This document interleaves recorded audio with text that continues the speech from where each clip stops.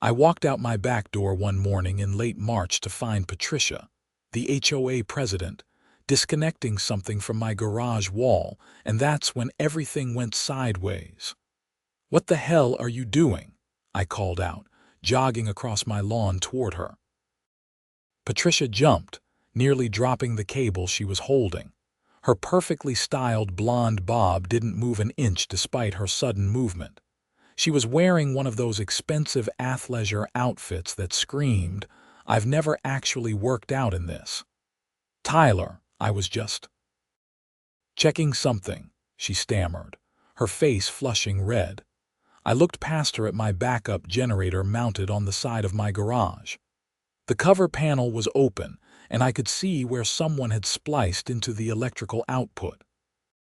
A heavy-duty extension cable ran from my generator, across my back fence, and disappeared into the wooded area that separated my property from the HOA's community gate entrance. "Were you stealing my power?" I asked, though it was pretty obvious what was happening.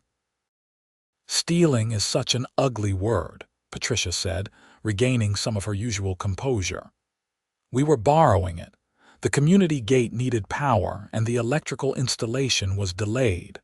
Borrowing implies you asked permission." She straightened her spine and gave me that look, the one that every HOA board member seems to perfect. "Well, your generator wasn't being used. It seemed wasteful to just let it sit there when the community had a need." I stared at her in disbelief. "How long has this been going on?" Patricia hesitated, and I saw her mentally calculating whether to lie. "Since November," she finally admitted. "November? It's almost April." I walked over to the generator and examined the connection. It was professionally done, with weatherproof connectors and everything. This wasn't some quick jury-rig job. "Who did this?" "Randy from the maintenance crew. He used to be an electrician." "You hired someone to illegally tap into my generator," again with the illegal talk. "We're all part of the same community, Tyler. What's yours is ours, in a sense." I laughed, but there was no humor in it. "That's not how property ownership works, Patricia. That's not how any of this works." She crossed her arms.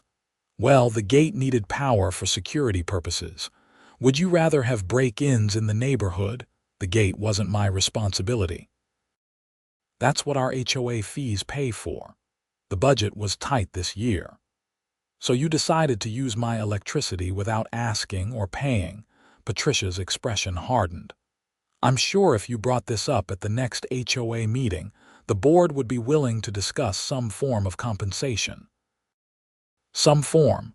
Lady, you've been running that gate off my generator for 5 months. Do you have any idea what that costs?" She waved her hand dismissively. "How much could it really be? It's just a gate." I pulled out my phone and started taking pictures of everything: the illegal connection, the cable running to the fence, Patricia standing there with the cable in her hand. She tried to back away, but I made sure to get clear shots of her face. "What are you doing?" she demanded. "Documenting theft of services. That's a crime in Colorado, Patricia." Her face went pale. "You can't be serious. I'm the HOA president. I was acting in the community's best interest. Then the community can help pay my electric bill." I went back inside, leaving Patricia standing there sputtering. My wife, Zara, was in the kitchen making coffee. She looked up as I came in, clearly agitated. "What's wrong?" she asked. "Remember how our electric bills have been insane all winter?" "Yeah, we figured it was the cold weather and us working from home more." I explained what I just discovered. Zara's eyes got wider with each detail. "They've been stealing our electricity for 5 months, she said, her voice rising. "Tyler, our bills have been over $400 a month, I know. We normally pay maybe $200 in winter. They've been costing us an extra $200 a month." I did the quick math. "More or less, that's $1,000, probably more." Zara set down her coffee mug hard enough that some splashed onto the counter. Those cheap bastards. We pay $800 a year in HOA fees and they can't even power their own damn gate. Apparently not. She grabbed her laptop from the counter. We're documenting everything. Bills, photos, dates, all of it. They're paying us back every penny, plus whatever interest and fees we can legally charge. I loved my wife's mind. She was a paralegal, and when she got into documentation mode, nothing escaped her attention. Over the next hour, we pulled every electric bill since October. Sure enough, there was a sharp increase starting in November that couldn't be explained by our usage patterns. "Look at this," Zara said, pointing at her screen. November through March, we averaged $423 per month. The same months last year, we averaged $198. That's $225 a month difference. For 5 months. That's $1,125 they owe us, minimum. I looked at the connection outside again. That gate runs 24/7, motor to open and close, plus whatever electronics are in there. Zara was already typing.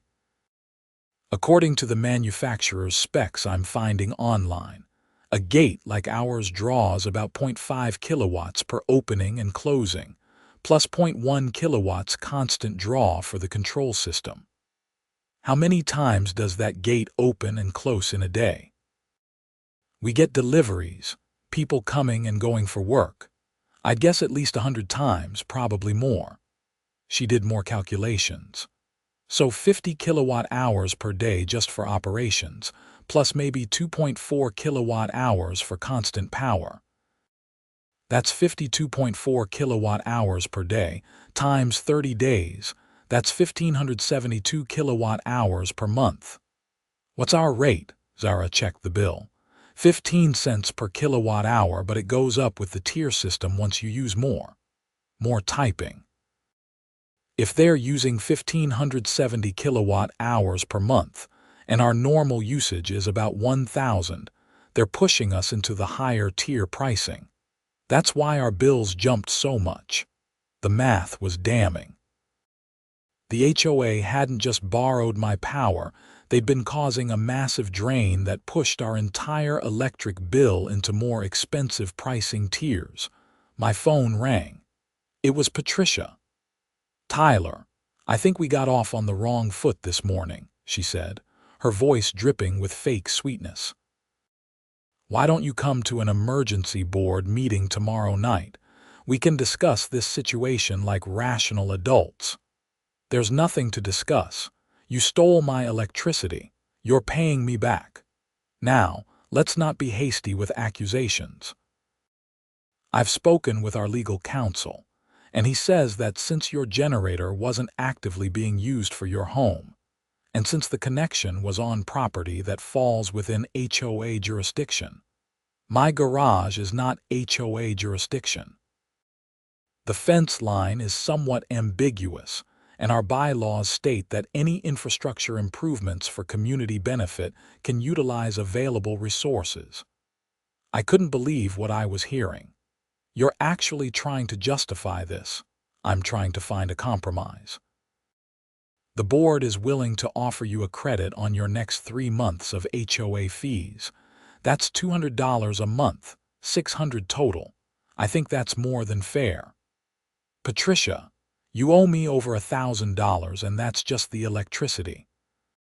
That doesn't include the wear and tear on my generator, which wasn't designed to run 24/7 for 5 months straight. The generator appears to be working fine. It needs maintenance now. Oil changes, filter replacements, probably a full service check. That's another few $100. There was silence on the other end. Then Patricia's voice came back colder. "I'll see you at the meeting tomorrow night, 7 p.m. at the community center. We'll resolve this then."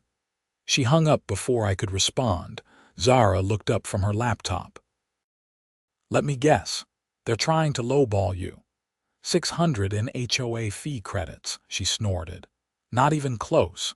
We're going to that meeting and we're bringing documentation." The next evening, we walked into the community center with a folder full of printed bills, photos, and calculations. The meeting room was set up with a long table at the front where the 5 board members sat. Patricia was in the middle, flanked by 2 other middle-aged women and 2 older men who looked like they'd rather be anywhere else. About 15 other homeowners were scattered in the audience chairs. This was more than the usual turnout. Word must have spread. Patricia called the meeting to order with her gavel. She actually had a gavel, which was so typical, and went through the standard opening procedures. Then she got to new business. As some of you may have heard, there's been a misunderstanding regarding the community gate's power source. Tyler Thompson has raised concerns about the temporary solution we implemented this winter. Temporary, I said from my seat. 5 months is temporary. Patricia's smile was tight. If you'd let me finish, Tyler, by all means. She continued. Due to delays with the electrical contractor, the board made the decision to utilize an existing power source to maintain security gate operations through the winter. This was always intended as a short-term solution. One of the board members, a guy named George, spoke up. Patricia, just to clarify, when you say we utilized an existing power source, you mean we tapped into Tyler's generator without his knowledge or permission, correct? Patricia shot him a look that could have frozen fire. We used available community resources. His garage isn't community property, George said. The decision was made by board vote, Patricia said firmly. I don't remember that vote, George replied. Patricia shuffled some papers. It was an emergency executive decision. Zara raised her hand. I'd like to see the documentation of that executive decision. Under Colorado HOA law, even emergency decisions need to be documented and ratified by the full board within 30 days. Patricia's face flushed. I don't believe we need to get into legal technicalities. I do, George said. Patricia, did you get board approval for this? The silence that followed was deafening. One of the other board members, a woman named Helen, leaned forward. Patricia, please tell me you got approval. I made a judgment call for the community's benefit, Patricia said defensively. That's a no, George said. He turned to face the audience. For the record, I was never informed about this arrangement. If I had been, I would have voted against it. Helen nodded. Same here. Patricia was losing control of the room, and she knew it. Regardless of the procedural details, the fact remains that Tyler's generator was sitting unused, and the community gate needed power. It was a practical solution. It was theft, I said, standing up. I walked to the front and placed the folder on the table. I've documented everything. 5 months of inflated electric bills, totaling $1,125 in excess charges, photos of the illegal connection, and estimates for the maintenance my generator now requires due to extended unexpected use. I opened the folder and spread out the contents. Several board members leaned in to look. Our electric bills went from averaging $198 per month to $423 per month, starting in November. That coincides exactly with when you started using my generator. Helen picked up one of the bill comparisons. Oh my God, Patricia, this is significant money. It's electricity, Patricia said dismissively. It's not like we took physical property. Electricity is property under Colorado law, Zara said. She'd remained seated, but her voice carried clearly. Theft of services is a Class 2 misdemeanor if the value is less than $2,000. You're right under that threshold, Patricia, but not by much. The room went very quiet. Are you threatening me? Patricia asked. I'm stating facts, Zara replied calmly. You committed a crime.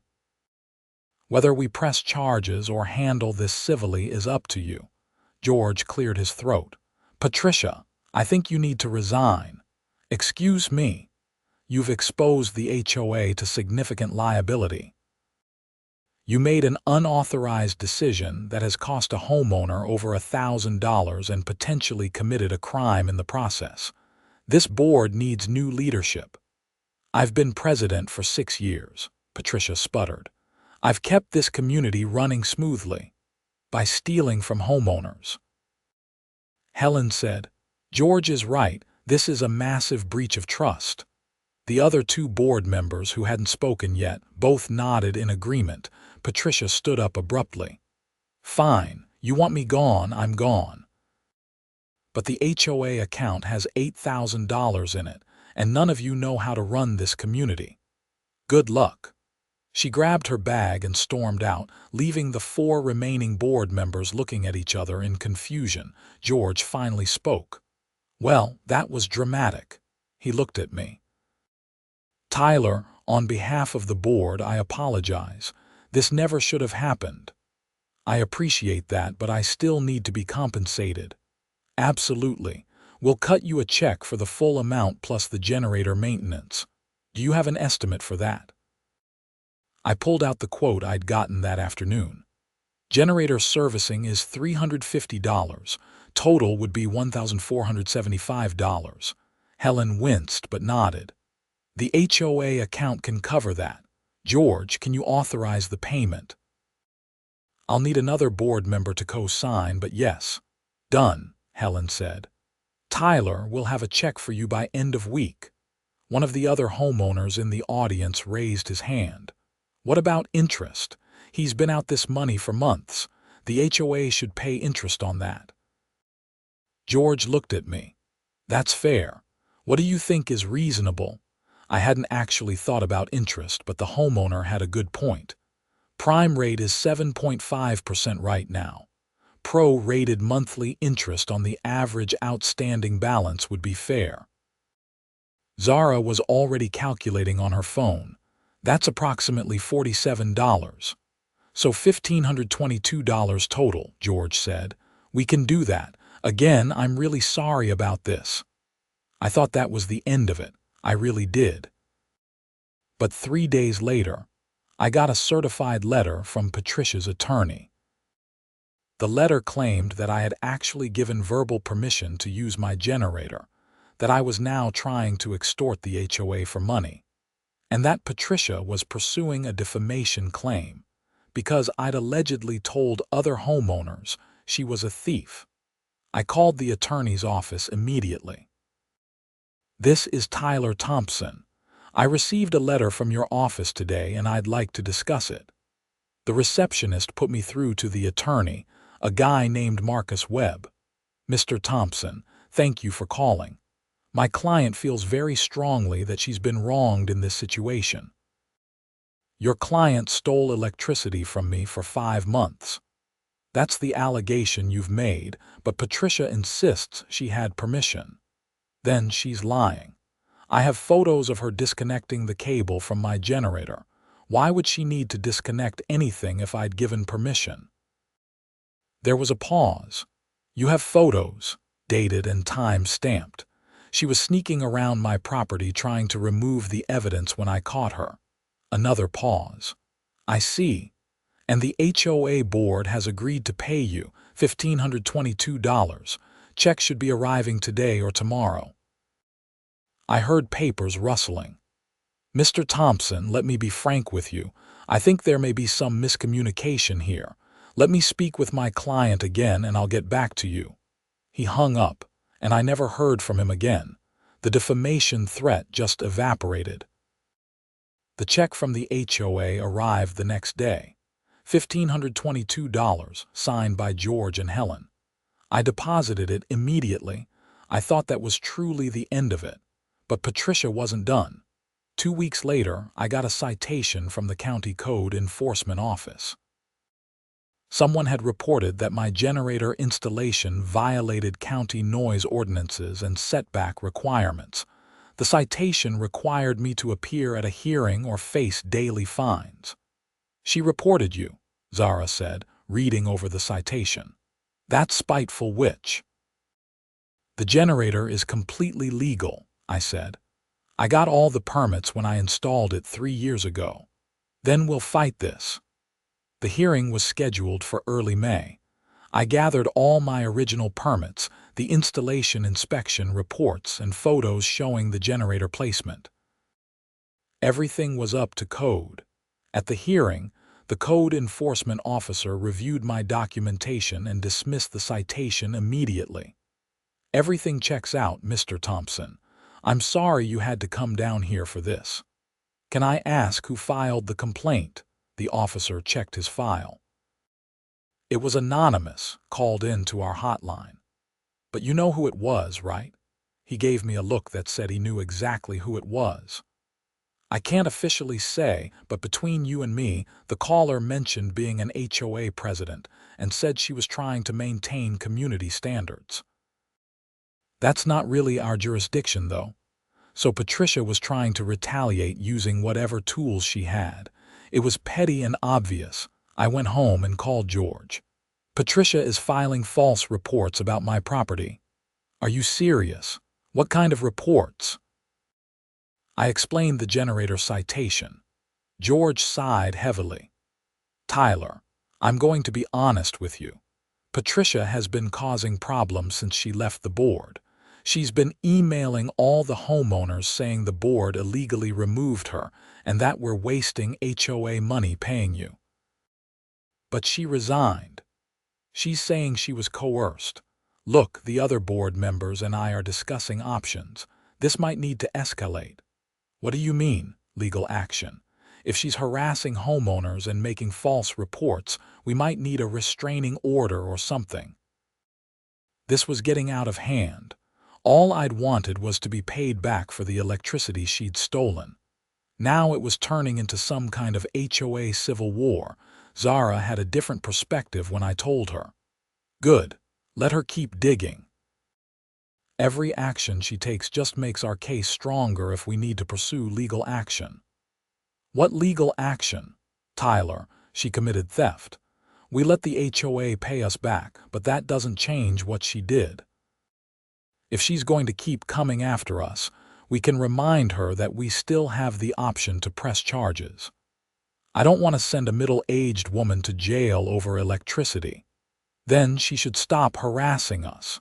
The next incident came a week later. I came home to find a contractor in my yard looking at my fence. "Can I help you?" I asked. The guy looked up from his clipboard. "Yeah, I'm here to assess the fence repair.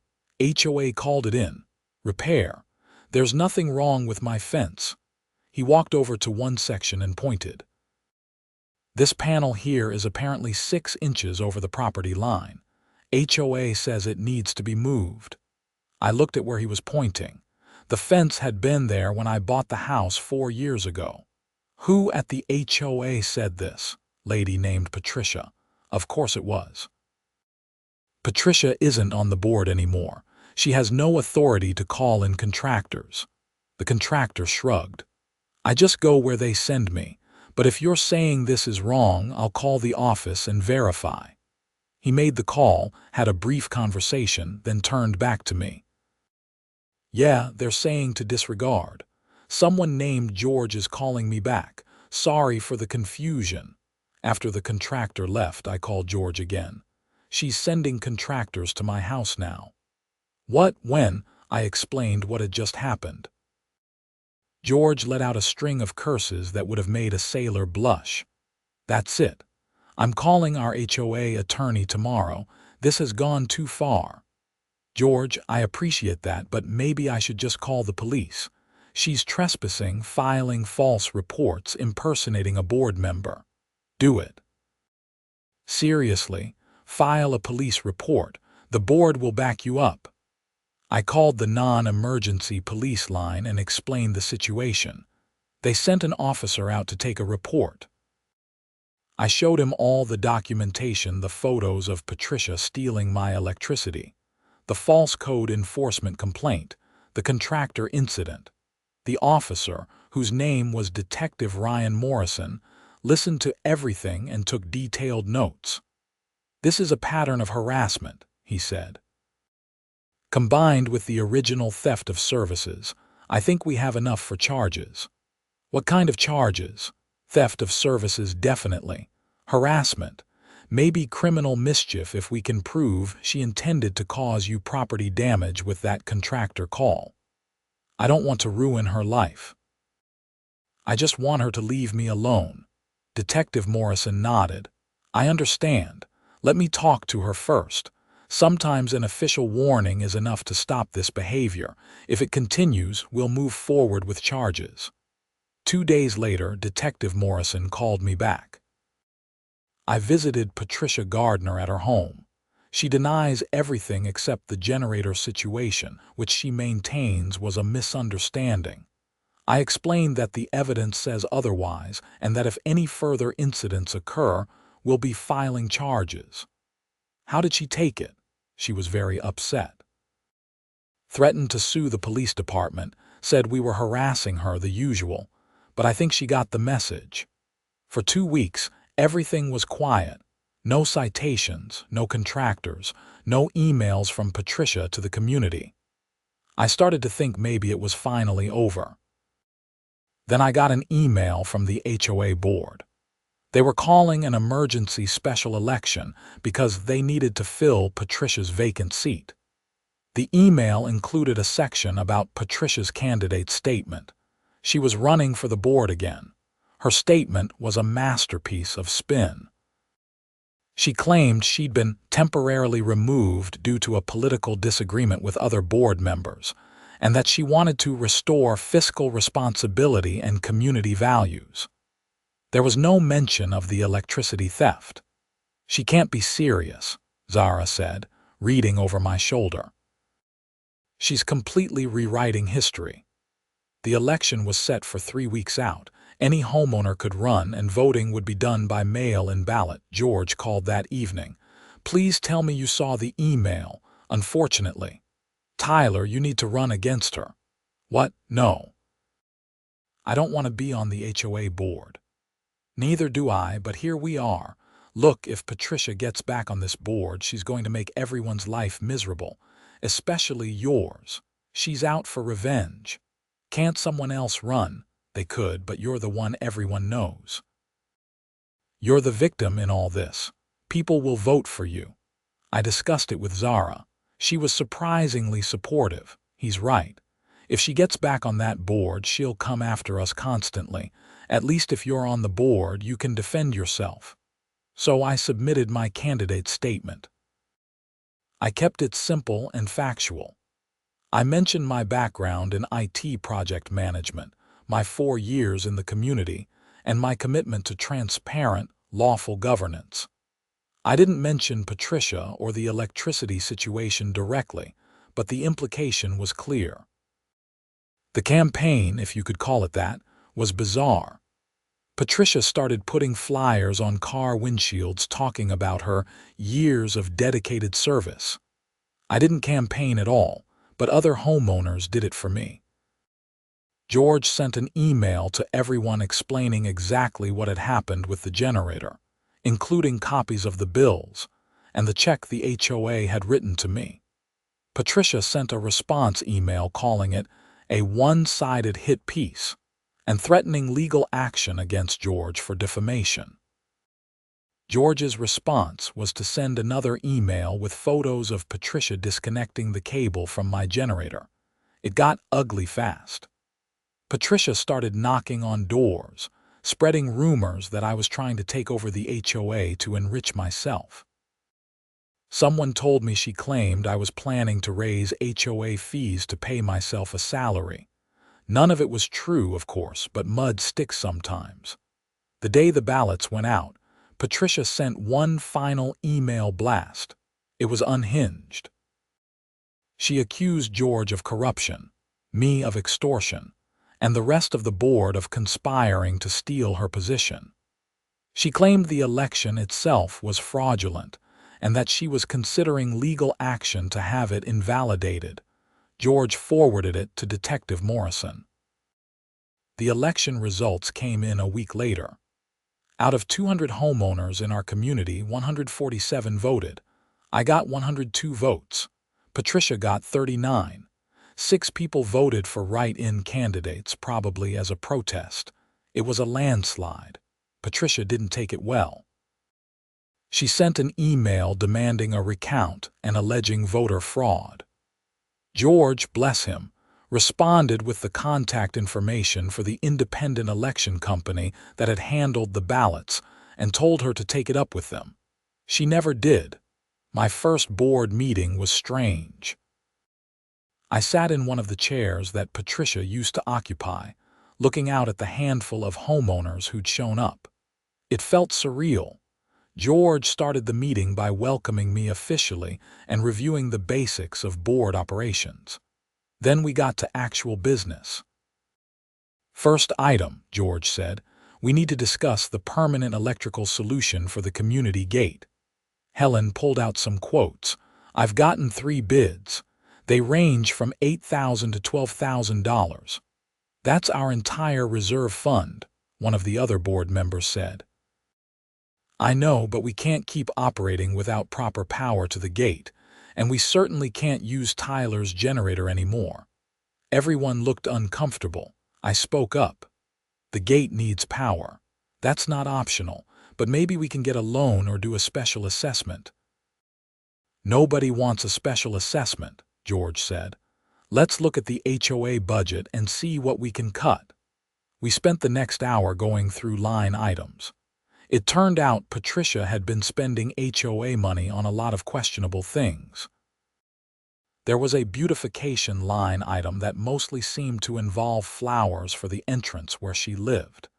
A communications budget that paid for the expensive newsletter printing when email was free. Several contractor fees that nobody could quite explain. We can probably find $4,000 or $5,000 in savings, Helen said. That plus a small loan would cover the electrical work. We voted on it. The motion passed unanimously. Over the next 2 months, I learned more about HOA governance than I ever wanted to know. We hired a licensed electrician to run proper power to the gate. We reformed the budget process to require documentation for all expenditures. We moved the community newsletter to email only, saving about $2,000 a year. Patricia was quiet during this time. Too quiet. In July, I got a notice from the county court. Patricia was suing me personally for defamation and intentional infliction of emotional distress. She was also suing the HOA for wrongful termination and seeking $25,000 in damages. Her lawsuit claimed that I had orchestrated a conspiracy to remove her from the board by fabricating evidence of electricity theft, that George and I had worked together to rig the election, and that the stress had caused her severe emotional harm requiring therapy. It was nonsense, but I still had to respond to it. I hired an attorney, a sharp woman named Jennifer Torres who specialized in HOA disputes. She reviewed all my documentation and laughed. This is the weakest lawsuit I've seen in years. She has no case, so it'll get dismissed. Probably, but we should file a countersuit for abuse of process. She's using the legal system to harass you. That's actionable. We filed a motion to dismiss along with a countersuit for legal fees and harassment. The HOA, through George, filed a similar motion and countersuit. The hearing was set for September. In the meantime, summer passed relatively peacefully. The gate worked perfectly with its new dedicated power supply. My electric bills returned to normal. Zara and I actually started to relax. Then August brought a new problem. I was checking the mail one afternoon when I noticed someone had broken into the community mailbox cluster. Several doors were hanging open, including mine. I called the police and reported it. They sent someone out to take a report and dust for fingerprints. This happened a lot around here. The officer asked, "Never. This is a pretty quiet neighborhood." Well, someone definitely pried these open. You might want to check if anything was stolen. I hadn't been expecting any important mail, but I called the post office to report it anyway. They told me they'd put a hold on my mail until the box was repaired. 2 days later, it happened again. Different mailbox cluster, but same method. Pried open with some kind of tool, George called an emergency board meeting. This is the third incident this week. Someone is vandalizing our mailboxes. Do we have any security camera footage? I asked.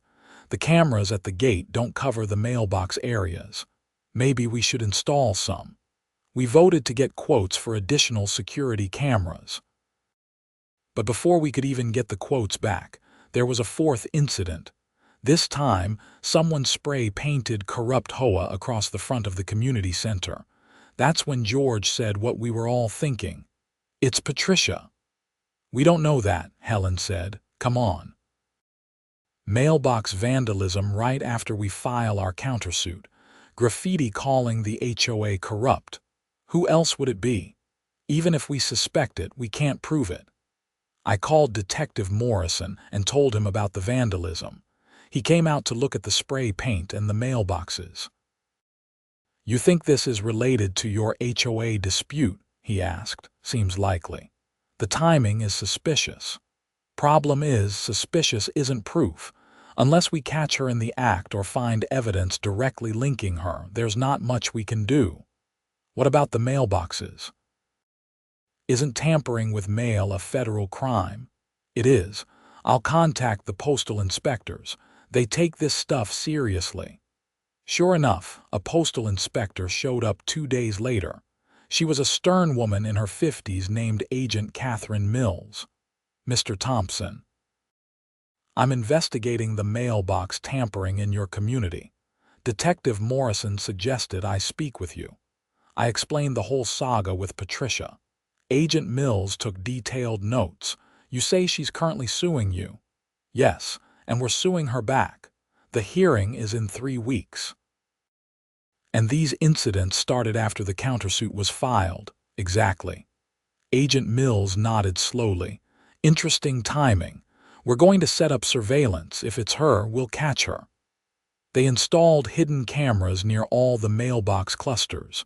For a week, nothing happened. Then, at 2 in the morning on a Tuesday, the cameras caught someone approaching one of the clusters with a crowbar.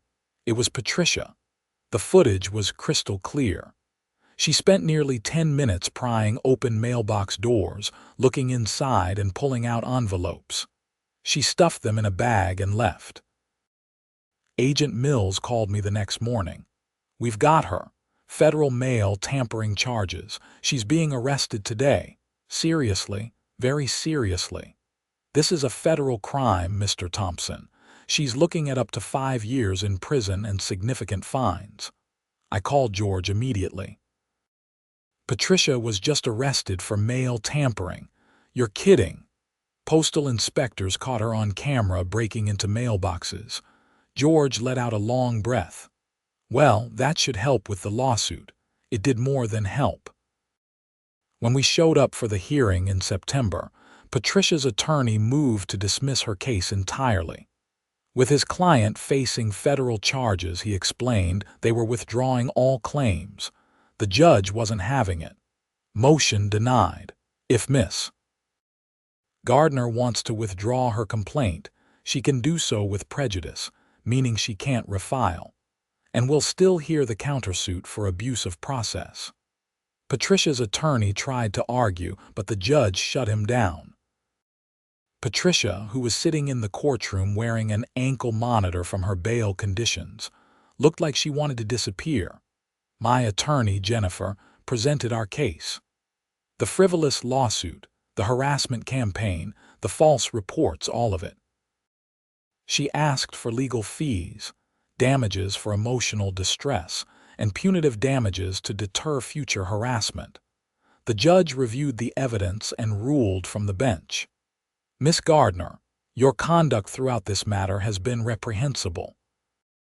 You stole from Mr. Thompson, then harassed him when he sought compensation. You filed a baseless lawsuit in an apparent attempt to intimidate him. The court awards Mr. Thompson legal fees in the amount of $8,500, compensatory damages of $5,000, and punitive damages of $10,000. Patricia gasped. I don't have that kind of money. Then you'll make payment arrangements, the judge said coldly. Additionally, you're ordered to have no contact with Mr. Thompson or any member of the HOA board. Violation of this order will result in contempt charges. Is that clear? Yes, Patricia whispered. The judge turned to the HOA's attorney. Same ruling applies to the HOA's countersuit. Miss Gardner, you owe the HOA an additional $23,500. In total, Patricia owed $47,000. She stood up, shaking. This is insane. All I did was use his generator when he wasn't using it. How did it come to this? The judge looked at her over his glasses. You made a series of very poor decisions, Miss Gardner. You committed theft, then compounded it with harassment, vandalism, and federal crimes. You have no one to blame but yourself. As we left the courthouse, Jennifer pulled me aside. She'll probably declare bankruptcy. You might not see that money. I don't care about the money. I just want her to leave me alone. The restraining order should accomplish that. And with the federal charges pending, she's got bigger problems than the HOA. Patricia's federal trial happened in January. I didn't attend, but George did and filled me in later. She pled guilty to mail tampering charges as part of a plea deal. The prosecutor argued for prison time given the deliberate nature of her crimes and the ongoing harassment campaign. Her attorney argued for probation, citing her age and lack of prior criminal history. The judge sentenced her to 18 months in federal prison, followed by 2 years of supervised release. She was also ordered to pay restitution for the damaged mailboxes and fined $10,000. She broke down crying in the courtroom, George told me.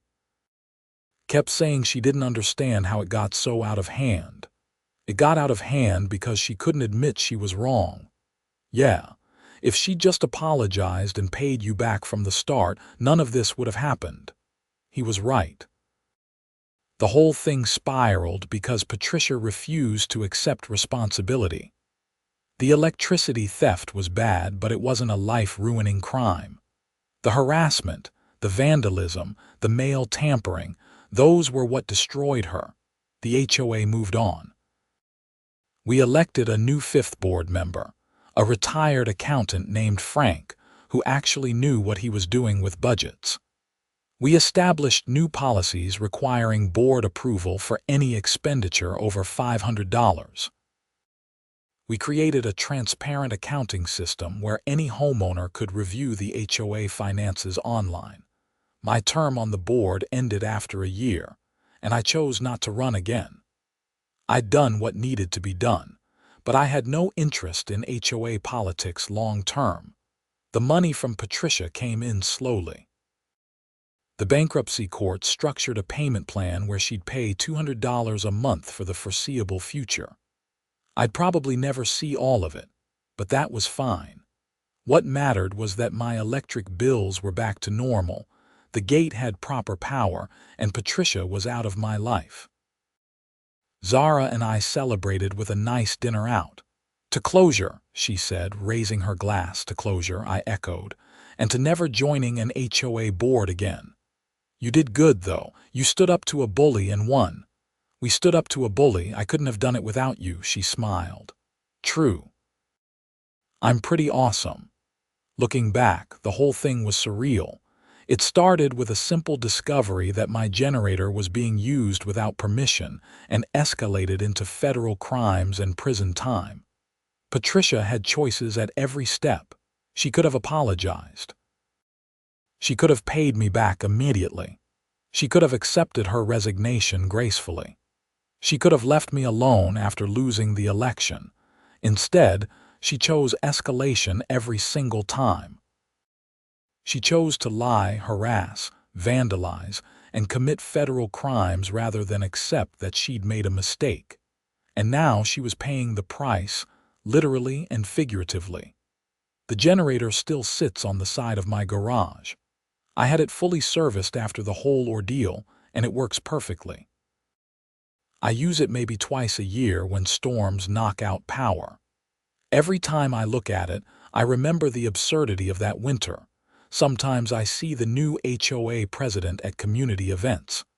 We chat about normal stuff, neighborhood plans, upcoming projects.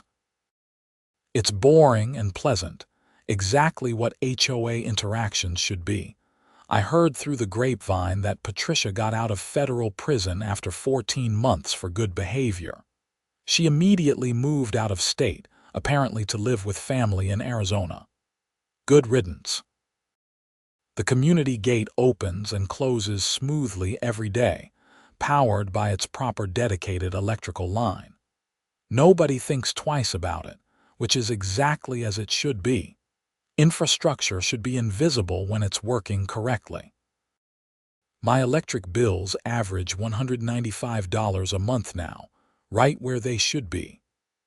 Every time I pay one, I think about those 5 months of $400 bills and shake my head. All that drama, all those legal fees, a woman's life ruined, federal charges, lawsuits, over what ultimately amounted to about $1,000 in electricity. If Patricia had just asked me in the first place, I might have even said yes. We could have worked out a payment arrangement, split the cost, something reasonable. The community did need a working gate after all, but she didn't ask. She just took. And when caught, she attacked rather than apologized. That's the lesson, I guess. It's not the initial mistake that destroys you. Everyone makes mistakes. It's how you respond to being caught that determines whether you survive with dignity or go down in flames. Patricia chose flames. I run into George occasionally at the neighborhood coffee shop. We've become friends through all this, bonded by shared trauma and countless board meetings. "Remember when you thought this was just about getting paid back for electricity?" he said one morning, simpler times, before federal crimes and bankruptcy courts. "You know what's crazy? If she just let the board pay you that first night, her life would be completely different. She'd still be living here, still be involved in the community. Pride's a hell of a drug. That it is." We sipped our coffee in comfortable silence. Outside, a delivery truck waited at the community gate. It opened smoothly, the truck drove through, and the gate closed behind it. Somewhere, electricity flowed through proper legal channels to make that happen. It was the most boring, mundane thing in the world. Perfect. The final twist came about 6 months after Patricia moved to Arizona. I got a letter from her, forwarded through her attorney to avoid violating the restraining order. It was an apology, not a legal document or a justification, just a simple letter saying she was sorry. She acknowledged stealing the electricity, sorry for the harassment, sorry for everything that followed. She took full responsibility and said she'd learned a hard lesson about accountability. "Therapy and prison give you a lot of time to think," she wrote. I convinced myself I was right and everyone else was wrong. I couldn't see how unreasonable I was being. I'm working on that now. She didn't ask for forgiveness or make excuses. She just apologized. I showed the letter to Zara. "What do you think?" "I think it takes courage to admit you were that wrong. Doesn't undo the damage, but it's something." I wrote back, a brief note saying I accepted her apology and wished her well. That was it. No friendship, no ongoing contact, just closing the loop. Sometimes I wonder if she thinks about that generator, about the decision to tap into it without asking. Does she see it as the moment everything went wrong? Or does she recognize it as just the first in a series of bad choices? I'll never know, and that's okay. What I do know is that my electric bills are reasonable. My generator works great, and the HOA functions smoothly under leadership that understands basic concepts like don't steal from your neighbors. The bar is low, but we're clearing it. And really, that's all any homeowner can ask for.